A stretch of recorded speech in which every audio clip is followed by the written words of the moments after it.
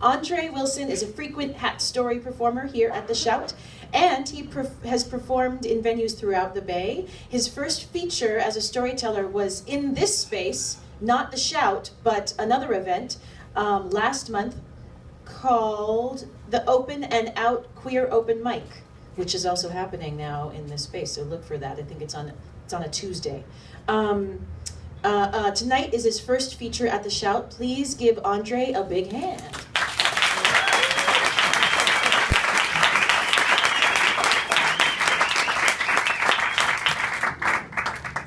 There you go.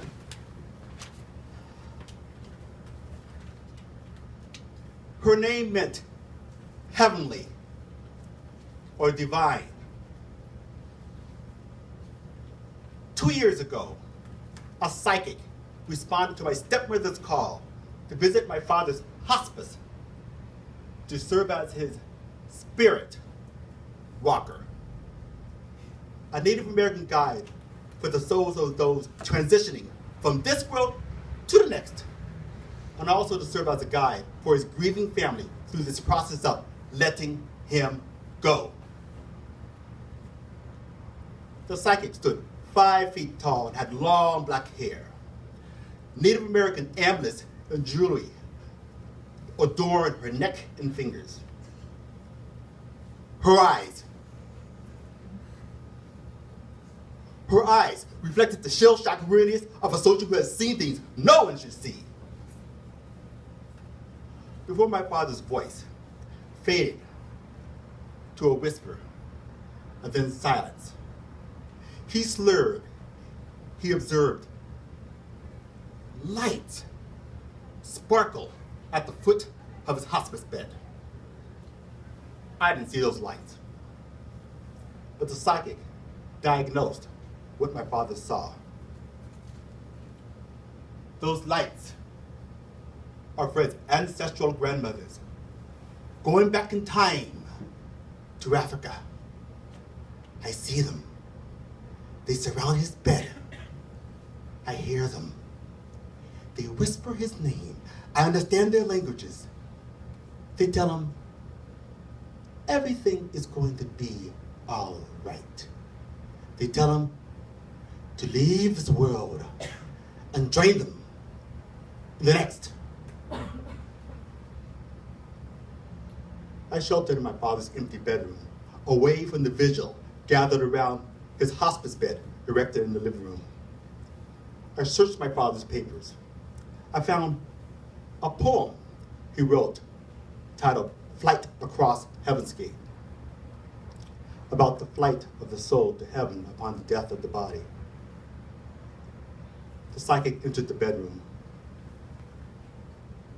Andre, your father wants you to spend some time alone with him right now. I thought, what do you know my father wants? He can't even speak. But then I looked into the psychic's eyes, and I knew. I followed her.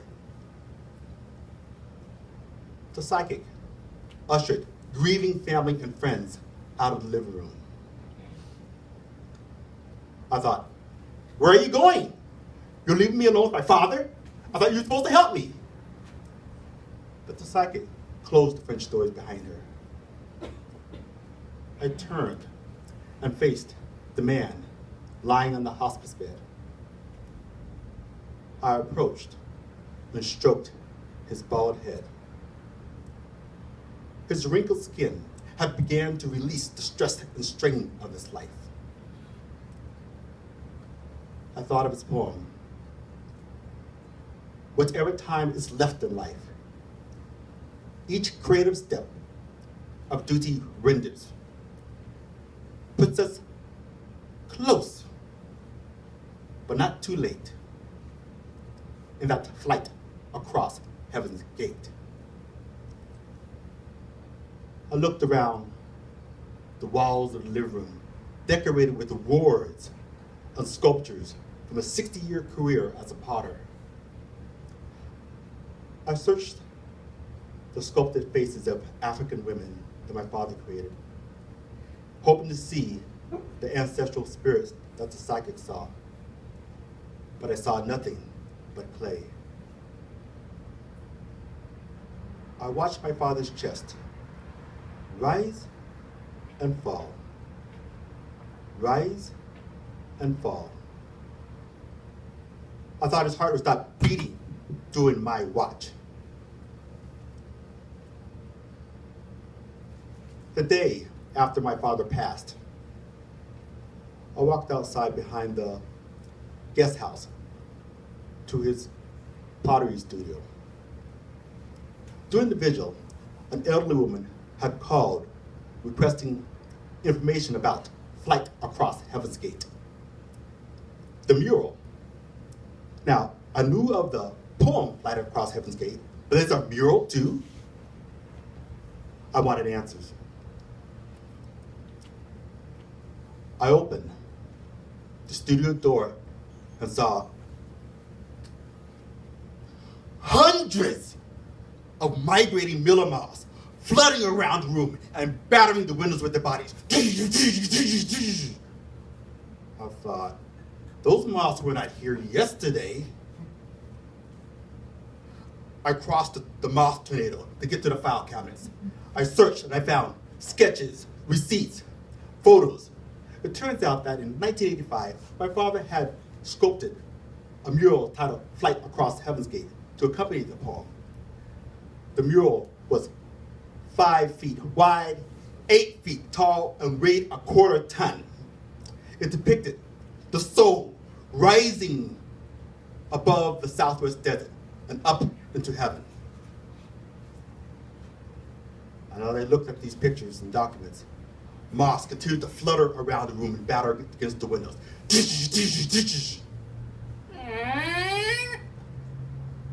The door opened.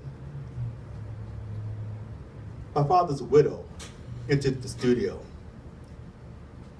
Beside her stood the psychic, holding what appeared to be a white cereal bowl that contained water.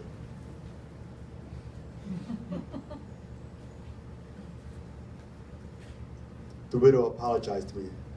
Andre, I'm sorry to interrupt your research, but we need you to leave. Moths continued to swirl around the room and batter the windows. I took one look at the psychic's eyes, and I left.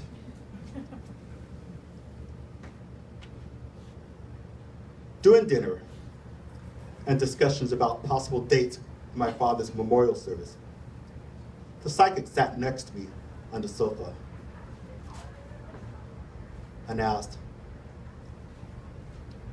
"Do you have a partner?" I thought, you should know this.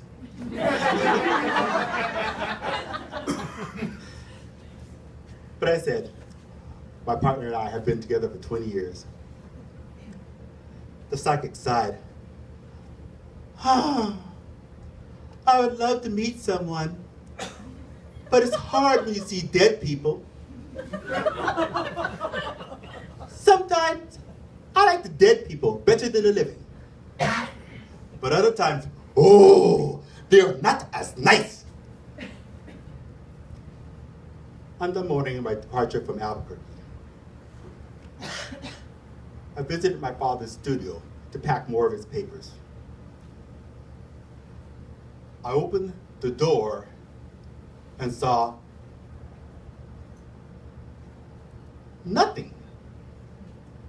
The moths that had battered the windows yesterday had vanished.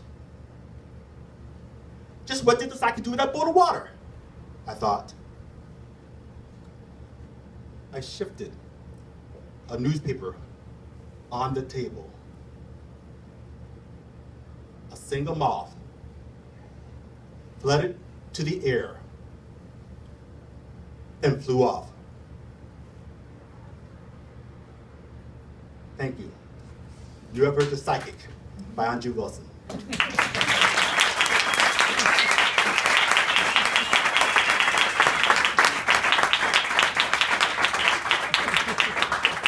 Wow, what an image. Wow. Wow. Thanks, Andre. It was a very last minute, we were missing our fourth storyteller, and I'm like, hey, Andre, can you do your feature now? So thank you very much. You know,